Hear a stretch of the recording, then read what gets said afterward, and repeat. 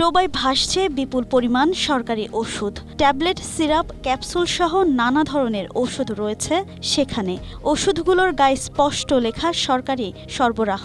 এদিকে খবর ছড়িয়ে পড়তেই ঘটনাস্থলে ভিড় করেন স্থানীয়রা। বৃহস্পতিবার থেকে ওষুধগুলো ভাসতে দেখা যায় জামালপুরে ইসলামপুর উপজেলার বেলগাছা ইউনিয়নের ধনতলা কমিউনিটি ক্লিনিকের পাশের ডোবায়।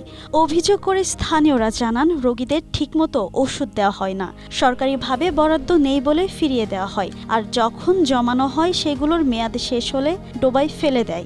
যদিও বিষয়টি নিয়ে তদন্ত কমিটি গঠনের কথা জানান উপজেলা স্বাস্থ্য ও পরিবার পরিকল্পনা কর্মকর্তা AAM আবু তাহের।